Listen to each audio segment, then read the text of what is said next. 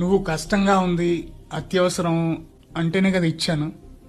డబ్బు ఎంతైనా సరే, అమౌంట్ ఎంతైనా సరే నా కష్టార్జితమే కదా అది, నా డబ్బే కదా అది.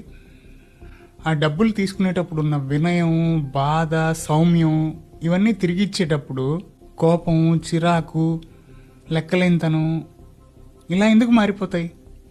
ఏదో అవసరంలో ఉన్నామనే కదా. నా స్వార్జితం నా ఇంట్లోనో నా పిల్లలకో ఖర్చు పెట్టుకోకుండా నీకు ఇచ్చింది. ఈరోజు నాకు కష్టం వచ్చి నాకు అవసరం అయ్యి నా డబ్బులు నేను నిన్ను అడిగితే ఈరోజు నేను మనసులేని వాడిని అయిపోతున్నాను, నేను కష్టపెట్టేవాడిని అయిపోతున్నాను, నేను ఇబ్బందులు పెట్టేవాడిని అయిపోతున్నాను, నేను ఒక దుర్మార్గుడిని అయిపోతున్నాను, అర్థం చేసుకోలేని దుర్మార్గుడిని అయిపోతున్నాను కదా నీకు.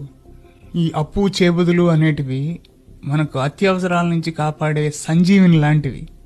అలాంటి అప్పిచ్చేవాడు వైద్యుడు అంటారు కదా. ఈరోజు నీకు ఆ నొప్పి తగ్గిపోయింది కదా అని ఆ వైద్యుడే రాక్షసుడయ్యాడు, ఆ సంజీవినే నీకు విషమైంది కదా.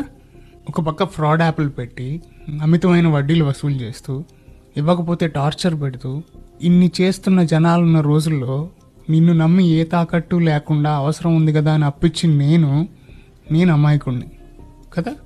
ఆ రోజు నువ్వు కష్టానికి కార్చింది అసలైన కన్నీరా లేకపోతే అవసరం తీరడానికి కార్చిన ముసలి కన్నీరో నాకు తెలియదు, కానీ ఈరోజు నిజమైన అవసరం ఉన్న ఒకరికి అప్పు ఇవ్వాలంటే నాకు నమ్మకం కుదరడం లేదు, ధైర్యం చేయలేకపోతున్నాను. వాళ్ళ అవసరం తీరలేకపోవడానికి కూడా నువ్వే కారణం, అది గుర్తుపెట్టుకో.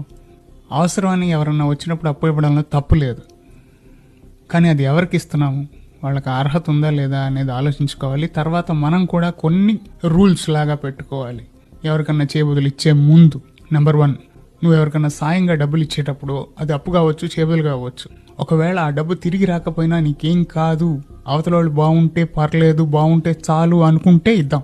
అలా కాకుండా ఆ రిలేషన్ కంటే నీకు డబ్బే ఇంపార్టెంట్ అనుకుంటే మాత్రం బెటర్ నాట్ రిస్క్ ఇట్.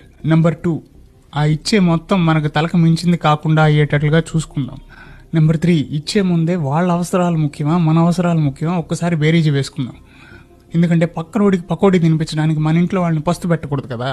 లోకం పోకడే అలా ఉంది. ఎంతటి స్వార్థం, ఎంతటి కుసంస్కారం ఇది, ఎంతటి నీచము. నీకు రుణమిచ్చునాడు నేను మిత్రుడనా, ఆప్తుడనా, దేవుడనా, అది తిరిగి అడిగిన నాడు నేను రాక్షసుడనా, దైత్యుడనా, దానవుడనా.